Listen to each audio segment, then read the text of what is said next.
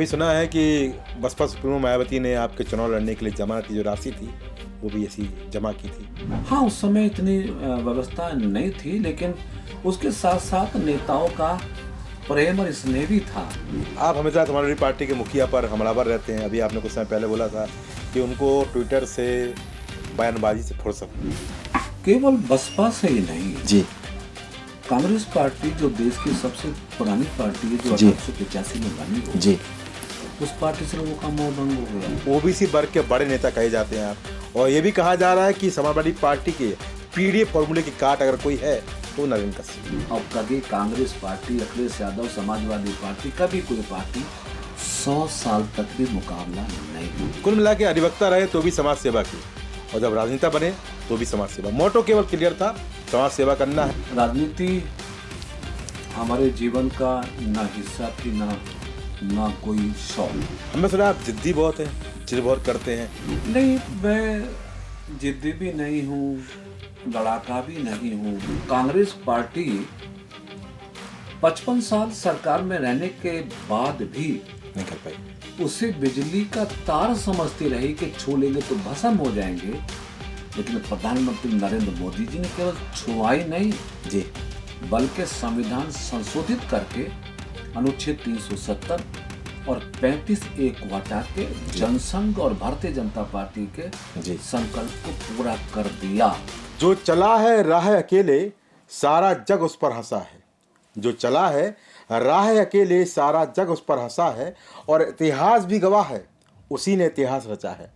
ऐसा ही इतिहास रचने वाले, अपनी योग्यता का लोहा मनवाने वाले एक व्यक्तित्व हमारे साथ हैं, जो कभी अधिवक्ता की भूमिका निभाते हैं तो कभी एमएलसी की, तो कभी भूमिका निभाते हैं देश के सबसे बड़े सूबे यानी उत्तर प्रदेश के पिछड़ा वर्ग कल्याण एवं दिव्यांग सशक्तिकरण मंत्री की।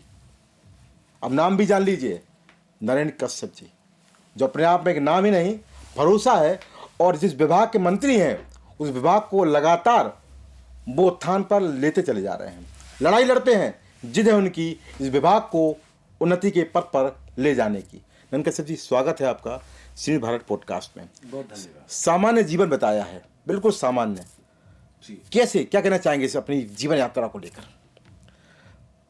देखिए, राजनीति हमारे जीवन का ना हिस्सा थी, ना कोई शौक। जी लेकिन छात्र जीवन में गाजियाबाद के एमएमएच कॉलेज से विधि स्नातक की पढ़ाई करते समय एक विचार देश में उदय हुआ, सामाजिक न्याय का विचार, जिस विचार के साथ हमारा लगाव हुआ और हमने समझने की कोशिश की कि सामाजिक न्याय होता क्या है, ये किसके लिए होता है, ये क्यों होता है। तो ये जब सब देखा, समझा, जाना, तो पता लगा कि काशीराम जी हैं एक व्यक्तित्व जिन्होंने अपनी सरकारी सेवा को त्याग कर देश के बड़े समूह को राइट एंड रेस्पेक्ट देने की मुहिम शुरू की है। तो छात्र जीवन में विधि छात्र के रूप में उनके साथ जुड़ने का मौका मिला,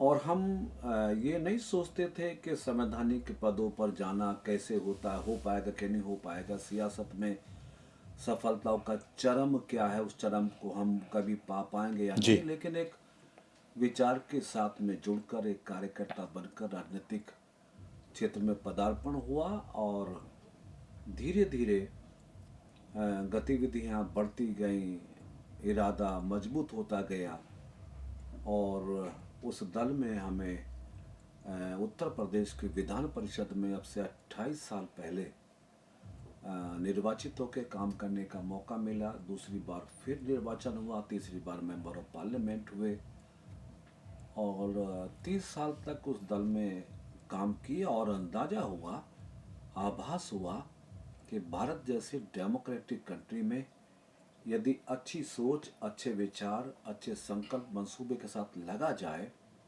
तो एक गांव का गली का कोई गरीब व्यक्ति भी राजनीतिक सेवा कर सकता है। ये अनुभव पुराने जीवन के कालखंड से मिला। बहुत शानदार बात कही। इस सवाल मेरा और रहेगा, आपने बताया कि लंबा अनुभव रहा संघर्ष का, अधिवक्ता भी रहे हैं पेशे से, वो अधिवक्ता रहे हैं और अब बड़े राजनेता हैं, ओबीसी वर्ग के बहुत बड़े नेता कहे जाते हैं, वर्तमान मंत्री भी हैं आप। क्या अंतर देखते हैं दोनों चीज़ों में? अरे का वकालत वकालत में, और दूसरा आप यहाँ पर मंत्रालय। वकालत भी बेसिकली न्याय दिलाने का माध्यम है, जिसको हमने 1987 से डिस्ट्रिक्ट कोर्ट गाजियाबाद से शुरू किया, और उस व्यवसाय के माध्यम से हमने अपने उस भाव को, जो सामाजिक न्याय का पैदा हुआ था किसी पॉलिटिकल पार्टी के नाम से, उस भाव को हमने एक अधिवक्ता के रूप में कोर्ट में पूरा किया। 10 साल के से भी ज़्यादा समय तक हमने डिस्ट्रिक्ट कोर्ट में बहुत सफल प्रैक्टिस की, और जो लोग सताए हुए होते थे, जो लोग बिना पैसे वाले होते थे, जिन लोगों की आंखों में आंसू होते थे, जेब में पैसा नहीं होता था, हमने अपने वकालत के पीरियड में ऐसे तमाम लोगों को न्याय दिलाकर अपने मंसूबे और इरादों को पूरा करने का काम किया। तो एज एन एडवोकेट जो सेवा का अवसर मिला, वो भी सामाजिक न्याय की परिभाषा को पूरा करने वाला था। लेकिन दोनों चीज़ें, प्रैक्टिस के लिए अधिवक्ता होना होता, अधिवक्ता बनना, और राजनीतिक सेवा के लिए नेता बनना, ये दोनों काम उस कालखंड की परिस्थितियों के हिसाब से इसलिए कठिन थी कि जिस परिवार, जिस गांव से हमारा ताल्लुक था, संबंध था, वहाँ पर इन दोनों चीज़ों को पा लेना जी, वहाँ की परिस्थितियों के हिसाब से संभव नहीं था, बहुत कठिन था। लेकिन हमारे पिताश्री स्वर्गीय शिवचरण सिंह पुराने वक्त के पढ़े हुए थे, जो जिन्हों की ये सीख थी कि ज़िंदगी में अगर आपको कुछ आगे बढ़ना हो, आपको अपनी पहचान बनानी हो, तो किसी नौकरी तक आपको महदूद नहीं रहना, सीमित नहीं रहना है। आपको ऐसे प्रोफेशन में जाना चाहिए जिससे लोगों को न्याय मिले और आपका सम्मान बढ़े, आपकी पहचान बढ़े। तो हम अपने पिताजी के सुझाए हुए रास्ते पर मेहनत मजदूरी करके, सब्जी बेच के, झाड़ी करके एलएलबी की और प्रैक्टिस शुरू की, और वहाँ की सफलताओं क्या का बात है। चरम कुछ इस तरीके से आगे बढ़ा कि सियासत में भी कदम दर कदम आगे बढ़ते गए। और आज हम आभारी हैं भारतीय जनता पार्टी के, और भारतीय जनता पार्टी के उन सभी नेताओं के जी, जिन्होंने मुझ जैसे व्यक्ति पर भरोसा जताया। मैं भारतीय जनता पार्टी के मूल से नहीं हूँ, मैं आरएसएस से नहीं हूँ, मैं किसी दूसरे दल से आया हूँ, लेकिन मैं सुनता था भारतीय जनता पार्टी का विचार, जी, सबका साथ, सबका विकास, सबका प्रयास और सबका विश्वास का। जी, और जब मैं भारतीय जनता पार्टी में सम्मिलित होकर मैंने इसको समझने की कोशिश की, तो मुझे लगा कि भारतीय जनता पार्टी वास्तव में जो कहती है उसको धरातल पे करके दिखाती है। उन्होंने मुझे उत्तर प्रदेश में 19 जून 2021 को ओबीसी मोर्चे का प्रदेश अध्यक्ष बना के पूरे प्रदेश में पिछड़ों के साथ समन्वय बनाकर जोड़ने का काम किया। और 25 मार्च 2022 को जब उत्तर प्रदेश में प्रदेश के माननीय मुख्यमंत्री योगी जी के नेतृत्व में कैबिनेट का निर्माण हुआ, शपथ हुई, तो मुझे बिना चुनाव लड़ाए ही सीधे मंत्री बनाकर मंत्री के रूप में भी सेवा करने का काम किया। तो जिस दल ने मुझ जैसे छोटे से कार्यकर्ता को, दूसरे दल से आने वाले को बिल्कुल संगठन की जिम्मेदारी भी दी, सरकार की जिम्मेदारी भी दी, तो ऐसी पार्टी और पार्टी के नेताओं के प्रति मैं कृतज्ञता व्यक्त करता हूँ, आभार जताता हूँ। और मन को संतोष से खुशी है इस बात की जी, कि भारतीय जनता पार्टी वैश्विक स्तर पर एक ऐसी पार्टी है कि जो कहती है वो करते वो हैं। करके दिखाने का दम भरती है, करती है, जिसका लाभ मुझ जैसे कार्यकर्ता को आज की सियासत में मिल रहा है। कुल मिला के अधिवक्ता रहे तो भी समाज सेवा की, और जब राजनेता बने तो भी समाज सेवा। मोटो केवल क्लियर था, समाज सेवा करना है, सामाजिक न्याय की बात करनी है, और जो वंचित हैं, जो असहाय हैं, उनकी मदद करनी है। अच्छी बात कही। बसपा में लंबा कार्यकाल रहा, 30 साल के लगभग वहाँ राजनीति की, और भारतीय जनता पार्टी में है।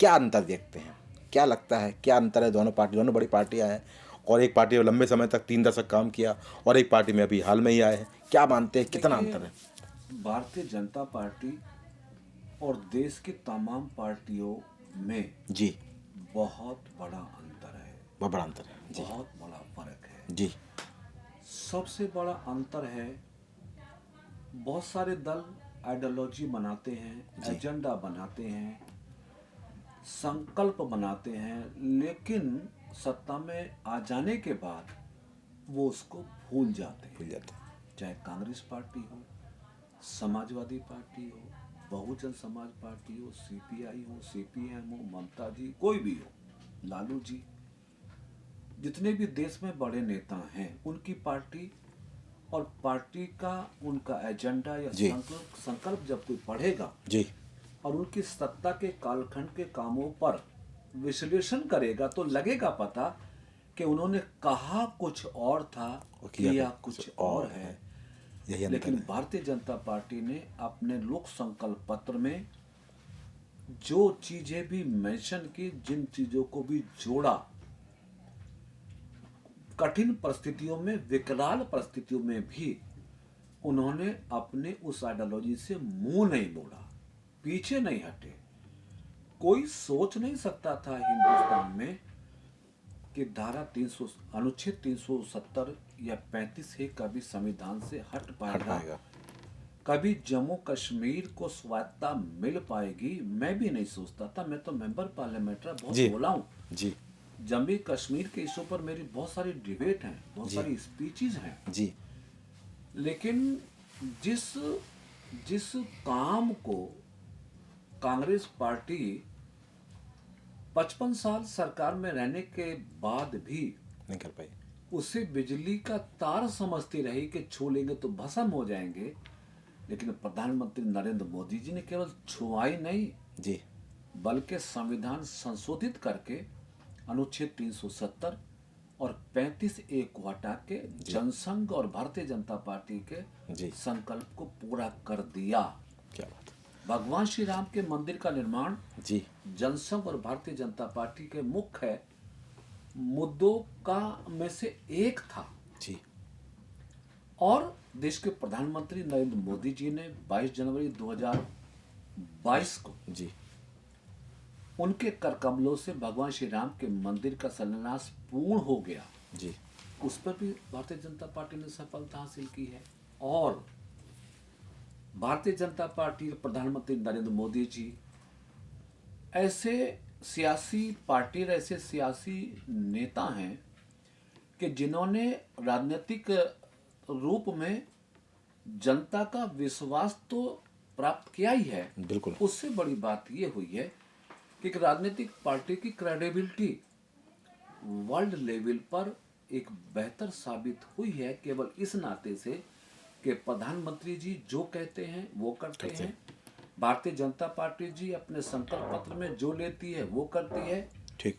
जब किसी दल और दल के नेता की पहचान कथनी और करनी के अंतर को समाप्त करके अपने कदम आगे बढ़ाने की हो जाए तो उससे बढ़िया कोई सियासत, उससे बढ़िया कोई नेता हो ही नहीं सकता। इसलिए भारतीय जनता पार्टी और अन्य दलों में बहुत बड़ा जमीन आसमान का और आसमान का फर्क है। और मैं कह सकता हूं कि भारतीय जनता पार्टी की आइडियोलॉजी, भारतीय जनता पार्टी काम करने की शैली, भारतीय जनता पार्टी की सफलताओं का क्रम, जी अब कभी कांग्रेस पार्टी, अखिलेश यादव, समाजवादी पार्टी, कभी कोई पार्टी 100 साल तक भी मुकाबला नहीं कर पाई। 100 साल तक मुकाबला नहीं कर पाएगा। सवाल यहाँ पर फिर भी है, साइकिल से यात्रा की, अपनी जो सफ़र की शुरुआत की, पॉलिटिकल सफ़र की शुरुआत साइकिल शुरू की, और आज इतना लंबा सफ़र करके, मेहनत करके, संघर्ष करके यहाँ तक पहुँचे हैं, कैसा महसूस करते हैं?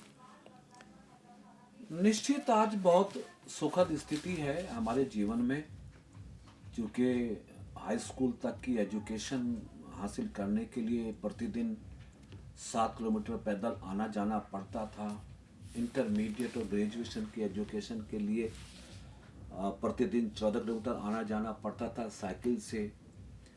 तो जिस सामान्य व्यक्ति के जीवन और शिक्षा की शुरुआत पैदल और साइकिल से हुई हो, परिवार में कभी सियासत मुद्दा ना रहा हो, उस परिवार के किसी व्यक्ति को प्रदेश के मंत्री के रूप में सेवा करने का अवसर मिले, एमएलसी बनने का अवसर मिले, देश की सबसे बड़ी पंचायत राज सभा में बैठने का अवसर मिले, तो इससे ज़्यादा अप्रत्याशित सफलता जीवन में कुछ नहीं हो सकती कि जिस व्यक्ति के सपनों में, संघर्षों में, जी मंसूबों और मकसदों में कभी सियासत ना रही हो, उसको इतनी बड़ी सियासत में सेवा करने का मौका मिल जाए तो ये अद्भुत है मेरे जीवन के लिए, और मैं इसके लिए आभारी हूँ भारतीय जनता पार्टी का।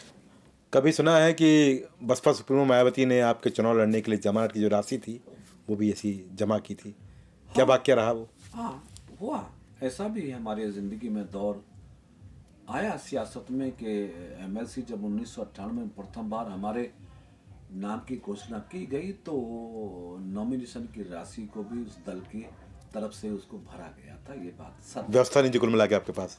हाँ, उस समय इतनी व्यवस्था नहीं थी, लेकिन उसके साथ साथ नेताओं का प्रेम और स्नेह भी था। जी वो नहीं चाहते थे कि मैं 10,000 रुपये भी खर्च करूँ। जी, बहुत सारे नेता हैं, बहुत सारे राष्ट्रीय अध्यक्ष अलग पार्टियों के, बसपा सुप्रीमो को कैसे देखते हैं? नहीं, अब वो देखिए, अब गुजरे ज़माने की बातें हैं, लेकिन उस कालखंड में उनका काम, उनका हृदय बहुत सबके लिए अच्छा होता था। लेकिन ऐसा कभी नहीं किसी ने सोचा होगा कि जिस दल को ग्रास रूट से बनाकर हाइट पर ले जाया गया, वो दल चंद दिनों में रेत की दीवार की तरह धाराशायी हो जाएगा, ऐसी कल्पना नहीं की थी। और ये सब हुआ है तो कहीं ना कहीं उसमें उन नेता की ये कमजोरियां भी रह गई, ये कमियां भी रह गई कि जिस दल को बनाने में कई दशक लगे हैं वो चंद दिनों में ख़त्म हो जाएगा।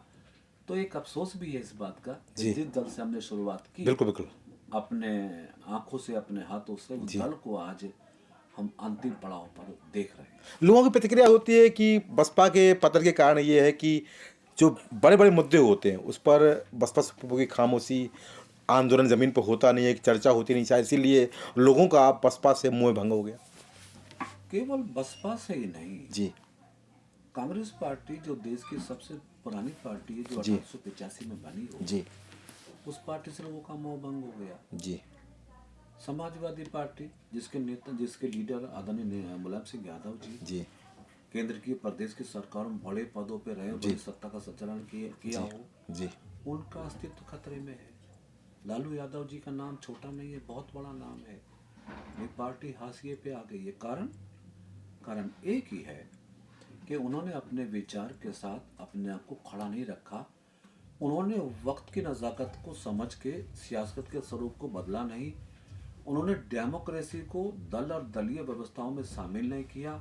जातिवाद, परिवारवाद, ऐशो आराम की जिंदगी, घर से बाहर न जाना, एसी पसंद होना, संघर्ष ना करना, ये जो प्रवृत्ति तमाम विपक्षी दलों की बन गई हैं, इस सब का दुष्परिणाम है कि आज सारी पार्टियां सिकुड़ती जा रही हैं। और भारतीय जनता पार्टी, मैं सौभाग्यशाली हूं कि मुझे इस पार्टी का कार्यकर्ता होने का अवसर मिला। मैंने अपने जीवन में कभी इतना कठिन परिश्रम करते हुए किसी दल के कार्यकर्ताओं को नहीं देखा जितना परिश्रम भारतीय जनता पार्टी के नेता और कार्यकर्ता, राष्ट्र से लेकर बूथ तक के कार्यकर्ता करते। अनवरत सत्ता चल रही है, देश में भी चल रही है, प्रदेश में भी चल रही है। कार्यकर्ताओं को सत्ता का सुख नहीं चाहिए, उन्हें राष्ट्र के प्रति लगाव है, उन्हें विकसित राष्ट्र के जो संकल्प है प्रधानमंत्री जी का, उसको पूरा करने का चाव है जी। तो जिस भारतीय जनता पार्टी के कार्यकर्ता सत्ता के सुख से अपने आप को दूर रख के राष्ट्र की चिंता करते हो, 24 घंटे काम करने का भाव रख के अपने सुख और चैन को सुहा करते हो, अब ऐसे कार्यकर्ता देश और दुनिया में किसी दल में नहीं हो सकते। इसलिए भारतीय जनता पार्टी आज भी सत्ता में है और आने वाले लंबे समय तक देश और देश के प्रदेशों में सत्ता में रहने वाली है।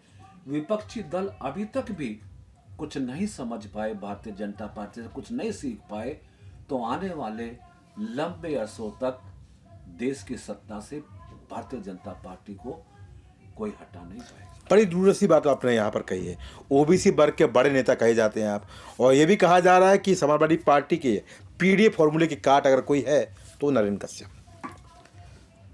नहीं, मैं बड़ा नेता नहीं हूँ और मैं पीडीए की काट भी नहीं हूँ, लेकिन मैं भारतीय जनता पार्टी का जिम्मेदार कार्यकर्ता हूँ, ओबीसी मोर्चे का प्रदेश अध्यक्ष हूँ। मेरी पार्टी का मुझ पे भरोसा है कि मैं कुछ न कुछ काम ओबीसी के मोर्चे के माध्यम से करता हूँ, कर सकता हूँ। तो मेरा प्रयास रहता है कि मैं अपनी पार्टी के उस भरोसे को कायम रखूं या उस भरोसे को बढ़ाने का प्रयास करूं। और मेरे लिए संतोष की बात ये रहती है कि मैं पूरे प्रदेश के सभी 75 जिलों में, सभी 6 क्षेत्रों में जो मेरी पार्टी मुझे काम देती है मोर्चे के माध्यम से, उसको मैं करने में कामयाब होता हूं। और जमीन पर सच्चाई ये है कि पीडीए श्री अखिलेश यादव जी का एक नया शिगुफा जरूर है, नया नाम जरूर है, लेकिन लोगों का भरोसा उनके व्यक्तित्व के बारे में, उनके निर्णयों के बारे में कुछ और ही है। उत्तर प्रदेश की जनता श्री अखिलेश यादव जी के पीडीए प्यार को केवल पॉलिटिकल स्टंट मानती है, क्योंकि जब सत्ता और संगठन के निर्माण का विषय आता है, सत्ता और संगठन में हिस्सेदारी का विषय आता है, तो वहाँ श्री अखिलेश यादव जी होते हैं, उनका परिवार होता है। उन्हीं तक सत्ता और शासन और संगठन की धाराएं काम करती, इसलिए प्रदेश की जनता में अविश्वास का भाव रहता है कि पीडीए की बात करने वाले नेता कभी सत्ता और संगठन का यदि विस्तार करके पीडीए के लोगों को मुख्य पदों पर बिठाएं तो लोग भरोसा कर सकते हैं, जैसे भारतीय जनता पार्टी ने किया। भारतीय जनता पार्टी ने ओबीसी नेता के रूप में जिनको देश प्रदेश और दुनिया जानती है, श्री नरेंद्र मोदी जी, उनको देश का प्रधानमंत्री बना के प्रमाणित किया कि पिछले समाज के लोगों को सत्ता में लाने का सबसे बड़ा प्रयास देश में किया है तो भारतीय जनता पार्टी ने किया है। उत्तर प्रदेश में भारतीय जनता पार्टी ने ओबीसी चेहरे पंकज चौधरी जी को प्रदेश अध्यक्ष बनाया, उससे पहले स्वतंत्र देव जी को प्रदेश अध्यक्ष बनाया, चौधरी भूपेंद्र जी को प्रदेश अध्यक्ष बनाया, केशव प्रसाद मौर्य जी को प्रदेश अध्यक्ष बनाया, डिप्टी सीएम भी है। तो भारतीय जनता पार्टी एक्चुअल में ओबीसी समाज के लोगों को सत्ता संगठन के शीर्ष पर पहुंचाने का काम करती है, इसलिए समस्त ओबीसी भारतीय जनता पार्टी पर भरोसा करता है। अखिलेश यादव जी पीडीए का नाम लेकर वो जब सुख और सत्ता का अवसर होता है तो अपने तक उसको महदूद रखते हैं, तो लोग समझते हैं कि पीडीए केवल सत्ता के निर्माण का एक माध्यम है। अखिलेश जी का प्रैक्टिकली पीडीए से उनका कोई संबंध नहीं है, इसलिए उनकी विश्वसनीयता उत्तर प्रदेश में लगातार घट रही है। यानी ओबीसी की बात करने वाली पार्टी, ओबीसी के लिए काम करने वाली पार्टी आपके मुताबिक केवल बीजेपी है। एक सवाल मेरा यहाँ पर रहेगा, आपने तमाम बातें यहाँ पर कहीं, हमने सुना आप जिद्दी बहुत हैं, जिद बहुत करते हैं और अपने विभागों के उत्थान के लिए, प्रगति के लिए आप सरकार से लड़ते भी रहते हैं कि नहीं हमको ये चाहिए जिससे हम ये कुछ अलग कर पाएँ। ऐसा है क्या, जिद्दी हैं? नहीं, मैं जिद्दी भी नहीं हूँ, लड़ाका भी नहीं हूँ, लेकिन मुझे आशीर्वाद मिला है उत्तर प्रदेश के माननीय मुख्यमंत्री जी का भी, जी कि जो उत्तर प्रदेश के सर्वांगीण और समग्र विकास के साथ साथ मेरे दोनों विभागों की उन्नति और विकास के बारे में बराबर मुझे आशीर्वाद देते हैं, मुझे समर्थन देते हैं। जो 2 विभाग मेरे पास हैं, पिछड़ा वर्ग कल्याण विभाग, जिसका कंसर्न, जिसका संबंध उत्तर प्रदेश के ओबीसी समाज के 55% लोगों से है। इस विभाग का बजट 2017 तक, जब श्री अखिलेश यादव जी उत्तर प्रदेश के मुख्यमंत्री थे, उस समय इस विभाग का बजट 1289 करोड़ होता था। लेकिन माननीय मुख्यमंत्री जी का प्रयास, दूरदर्शिता और मेरा भी इसके पीछे थोड़ा सा मुख्यमंत्री जी के समक्ष आग्रह रहता है, तो परिणाम ये है कि अब इस हमारे विभाग का जो बजट है अब वो 3,500 करोड़ का है। कहाँ 1200 करोड़, कहाँ 3500 करोड़, 3 गुना। 3 गुना जी 3 गुना बजट मुख्यमंत्री जी ने पिछड़ा वर्ग कल्याण विभाग का कर दिया है। तो निश्चित है उत्तर प्रदेश के पिछड़े समाज के लोगों में, मेरे विभाग के अधिकारियों में, सब में इस बात का कहीं ना कहीं सुखद संदेश रहता है कि नरेंद्र कश्यप भी इस विभाग को आगे ले जाने में, मुख्यमंत्री जी का विश्वास प्राप्त करने में वो भी कम नहीं है। दूसरा विभाग दिव्यांगजन सशक्तिकरण विभाग है, जो दिव्यांगजनों को सशक्त करने का, इस विभाग के लिए भी मुख्यमंत्री जी ने जब जब जहाँ जहाँ जिस चीज़ की आवश्यकता पड़ी, मुख्यमंत्री जी ने खुले तौर पर मुझे सहयोग दिया, मुझे आशीर्वाद दिया। तो इस विभाग ने भी बहुत बड़े परिवर्तन उत्तर प्रदेश में किए, जिस विभाग में केवल एक विश्वविद्यालय होता था लखनऊ में। हालांकि एशिया के लेवल पर जब देखते हैं तो दिव्यांगजन सशक्तिकरण विभाग के माध्यम से डॉक्टर शकुंतला मिश्रा राष्ट्रीय पुनर्वास विश्वविद्यालय विश्व का सबसे बड़ा, एशिया का सबसे बेहतरीन विश्वविद्यालय है। लेकिन हमारे इसी कालखंड में चित्रकूट के निजी विश्वविद्यालय को भी हमारे विभाग के अधीन लाना मुख्यमंत्री जी की सफलता का एक बहुत बड़ा मानक है। तो दोनों विभाग मेरे कल्याणकारी हैं। मुख्यमंत्री जी का पूरा समर्थन हमें प्राप्त होता है और मैं भी समय समय पर अपने विभाग की आवश्यकताओं को मुख्यमंत्री के सामने रखता रहता हूँ और उससे हर्ष उस पर सहमति जताते विभागों को चलाने में और लोगों को लाभ देने में हमारी मदद कर रहे हैं। सुना है प्रधानमंत्री मोदी की तरह आप भी लगातार 18 घंटे काम करते हैं, उनकी प्रेरणा पे काम करते हैं, लगातार क्रियाशील रहते हैं, निरीक्षण करना, योजनाओं की जानकारी लेना, बजट की बात करना, अपने विभागों की लड़ाई लड़ना, संघर्ष करना, ये कैसे कर पाते हैं लंबा समय? देश के यशस्वी प्रधानमंत्री आदरणीय नरेंद्र मोदी जी एक वैश्विक नेता के रूप में तो उनकी पहचान बहुत बड़ी हुई है, लेकिन देश में लोकप्रियता एक किसी प्रधानमंत्री की इस हाइप तक जाएगी, ये श्रेय भी प्रधानमंत्री नरेंद्र मोदी जी को ही प्राप्त है। और हम जैसे हजारों कार्यकर्ता प्रधानमंत्री जी को अपना आदर्श मानते हैं, अपना नेता मानते हैं, उनसे सीखते हैं।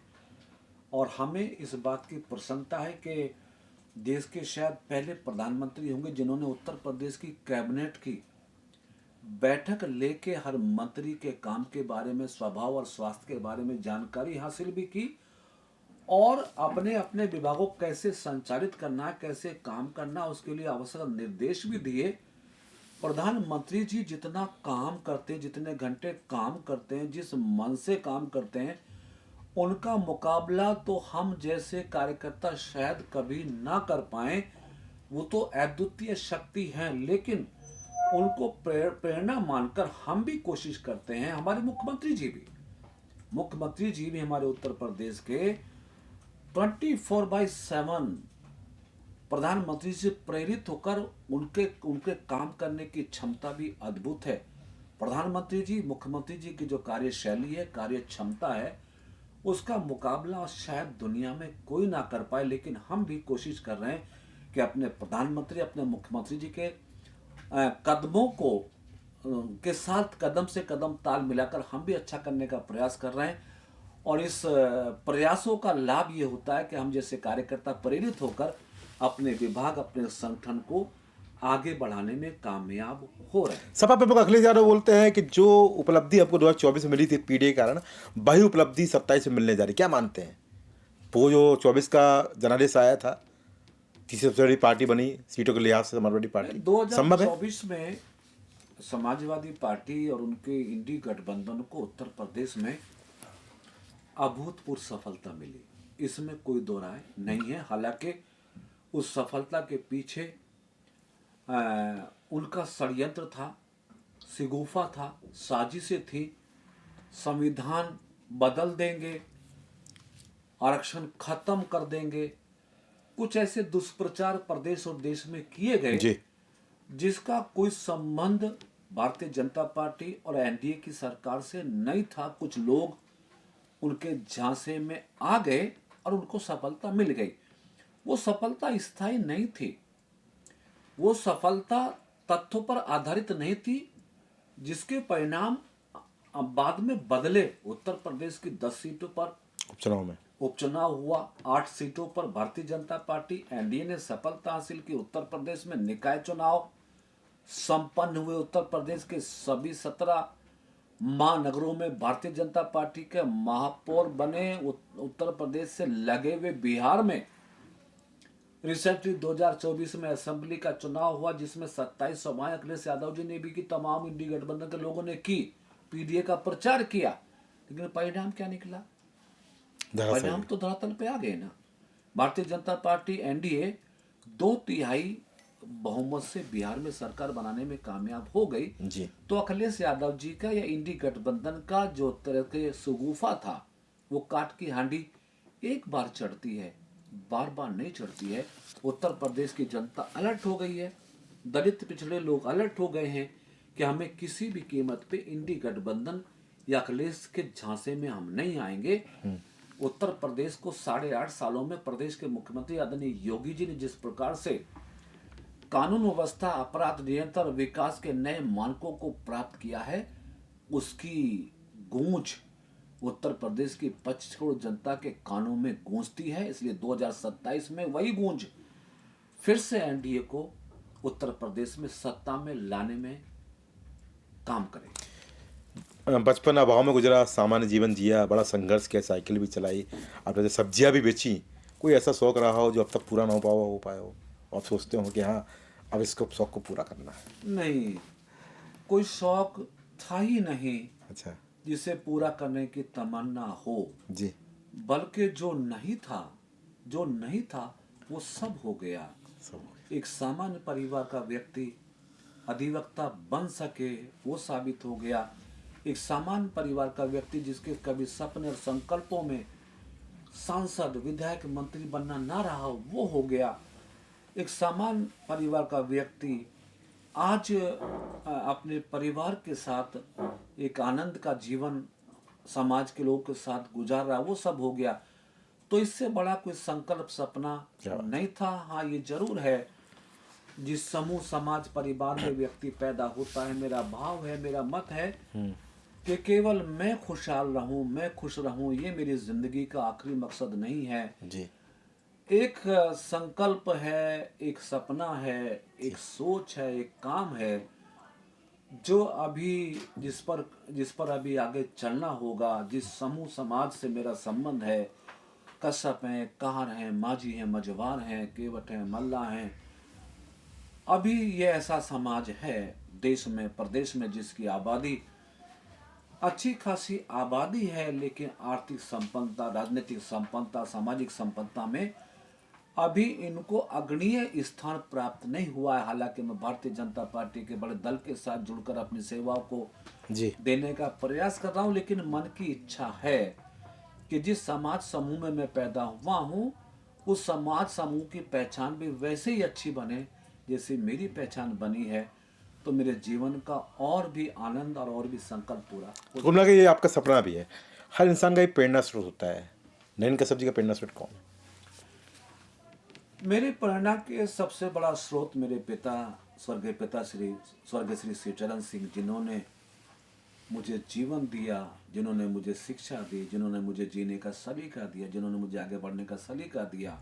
मेरी माता स्वर्गीय सरला जी, जिन्होंने बड़ी मुश्किलों से अपने जेवर बेचकर मेहनत करके मेरी पढ़ाई, मेरे भाई बहनों की पढ़ाई, उनके जीवन को इस लायक बनाया कि हम जमीन पर चल सके। तो माता पिता से बड़ा कोई और जीवन में प्रेरक नहीं हो सकता। बागी राजनीति में मैं पहले दल में भी मान्यवर साहब श्री काशीराम जी हमारे आदर्श सियासी पुरुष के रूप में हमने उनको देखा। बहन कुमारी मायावती जी को भी हमने अपने सियासी गुरु के रूप में देखा। और वर्तमान में मुझे लगता है कि भारतीय जनता पार्टी का तो हर कार्यकर्ता, हर नेता इस योग है कि जिसको पढ़ा जाए, जिसको जाना जाए, जिससे प्रेरणा ली जाए, तो आदमी का जीवन सफलताओं से कहीं दूर सफलता पाने वाला हो सकता है। क्योंकि भारतीय जनता पार्टी एक ऐसी पार्टी है जिसका हर कार्यकर्ता योग है, यशस्वी है, तपस्वी है, अनुभवी है। मुझे प्रसन्नता है इस बात की कि आज मैं उस दल में काम कर रहा हूँ जिस दल में राष्ट्र से लेकर बूथ तक के कार्यकर्ता की योग्यता है कि वो किसी भी बड़े संगठन और सत्ता को चलाने की हिम्मत रखता है। तो भारतीय जनता पार्टी के हर कार्यकर्ता को मैं अपना आदर्श मान रहा हूँ। आप हमेशा समाजवादी पार्टी के मुखिया पर हमलावर रहते हैं। अभी आपने कुछ समय पहले बोला था कि उनको ट्विटर से बयानबाजी से फुर्सत नहीं है। हाँ, मुझे लगता है कि वर्तमान सियासत का स्वरूप बहुत सारी सियासी पार्टियां समझ नहीं पा रही हैं, जान नहीं पा रही हैं, जिसका प्रतिफल है कि उन पार्टियों का आधार घट रहा है, उन पार्टियों की सत्ता घट रही है, उन पार्टियों का की जो इम्पोर्टेंस घट रही है। श्री अखिलेश यादव जी भी उनका एक हिस्सा हैं। उत्तर प्रदेश में उनके लिए ऑप्शन था, ऑप्शन है, लेकिन विरासत की सियासत में जब संघर्ष नहीं होता है तो किसी भी नेता को धरातल की सच्चाई की जानकारी नहीं होती है, धरातल पे कार्यकर्ता को दुख दर्द का एहसास नहीं होता है। इसलिए मैं ये समझता हूँ कि श्री अखिलेश यादव जी धरातल पे कम, ट्विटर पे ज़्यादा काम करते हैं और यही कार्य, यही शैली उनकी समाजवादी पार्टी को कमज़ोर करने का काम कर रही है और आगे करेगी। अपने विभाग में ऐसी कौन सी योजना और आने वाली हैं जिसका लाभ उत्तर प्रदेश की जनता को मिलने वाला है? क्योंकि लगातार आप प्रयास करते हैं कि पिछड़ा वर्ग के लिए या दिव्यांगजन के लिए बेहतर काम। देखिए, उत्तर प्रदेश में पिछड़ा वर्ग कल्याण विभाग के माध्यम से एक बहुत बड़ी योजना जो चलती है जी, उत्तर प्रदेश के पिछड़े वर्ग के बच्चों को छात्रवृत्ति और सेल्फ पूर्ति देने की होती है। और इस साल 2025-26 में हम उत्तर प्रदेश के 35 लाख से ज़्यादा बच्चों को क्या बात है, छात्रवृत्ति देने वाले, यानी 100% जो हमारी स्कीम है, जो हमारी नियमावली है, उसके आधार पर हम उत्तर प्रदेश के ओबीसी बच्चों को 100% हम संतृप्त करेंगे। इसके लिए हमारे पास 3,000 करोड़ से ज़्यादा धनराशि मुख्यमंत्री जी ने हमको दी है। उत्तर प्रदेश में जो गरीब पिछड़े समाज की बच्चियों की शादियाँ कई बार धन के अभाव में नहीं हो पाती, हम उत्तर प्रदेश के अंदर 232 करोड़ रुपए के धनराशि से को देकर उन गरीब बच्चियों की शादी का प्रबंध करने का हम काम उत्तर प्रदेश में कर रहे हैं। CCC O लेवल एक ऐसी स्कीम है हमारे विभाग की जिसके माध्यम से हम ओबीसी बच्चों को प्रशिक्षण देके इस योग बनाते हैं कि वो प्रांतीय और केंद्रीय नौकरियों में स्थान पा सकें। उसका भी लाभ उत्तर प्रदेश के ओबीसी समाज के बच्चों को मिल रहा है। छात्रावास उत्तर प्रदेश में 102 छात्रावास हम ओबीसी समाज के बच्चों को निःशुल्क देकर उनके लिए एक अवसर दे रहे हैं कि वो गांव से निकलकर शहरों में आए, निःशुल्क छात्रावास का लाभ लेके अपने जीवन को उन्नत बनाए। तो हमारे विभाग की बहुत सारी योजनाएं ऐसी हैं जो कल्याणकारी उत्तर प्रदेश में व्यापकता के साथ प्रदेश की जनता को लाभ देगा। सिर्फ एक आखिरी सवाल रहेगा, क्या मानते 27 चुनाव बड़ा महत्वपूर्ण चुनाव है और आप बोल रहे हैं कि बीजेपी इस बार हैट्रिक बनाएगी, क्या कुछ कैसे संभव? निश्चित उत्तर प्रदेश में भारतीय जनता पार्टी 2027 में 2017 के परिणामों के अनुरूप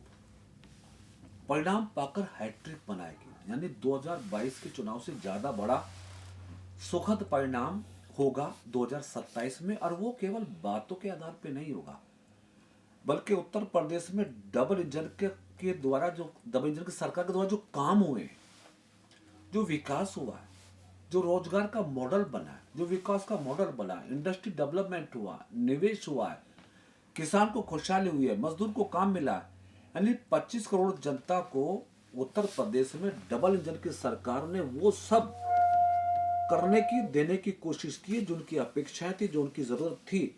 जब प्रदेश की जनता का मनोभाव हमारी सरकार ने पूर्ण किया तो हमें भरोसा है कि उत्तर प्रदेश की जनता का भरपूर आशीर्वाद फिर से 2027 में भारतीय जनता पार्टी को ही मिलेगा। धन्यवाद बहुत जुड़ने के लिए।